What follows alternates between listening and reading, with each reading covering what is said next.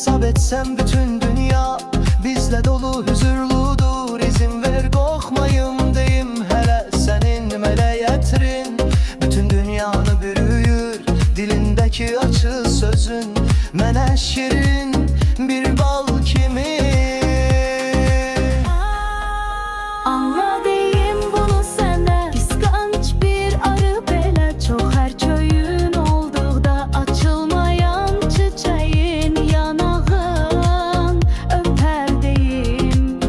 Hələ üzün çox gözəl, qaşın kiprin özəl. Səni gizli izləyib resim çəkmək istərdim. Nədən niyə demə mənə, suallar sən ver mənə. Ailəm ol, süfrəm dolu, sən iştahım, ağız dadıma. Ağlımdakı anladığım mən ağlımla sevəcəyəm. Gözlərimi açmadım ki sən gedəsən, bəs sən getsən də görüm.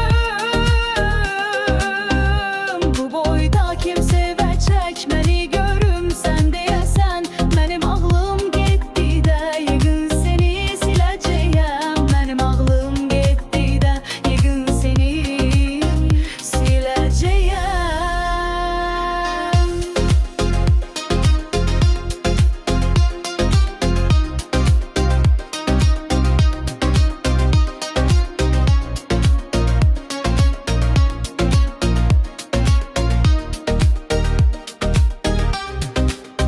Anla deyim bunu sənə, qısqanc bir arı belə. Çox hər köyün olduqda açılmayan çiçəyin yanağın öpər deyim.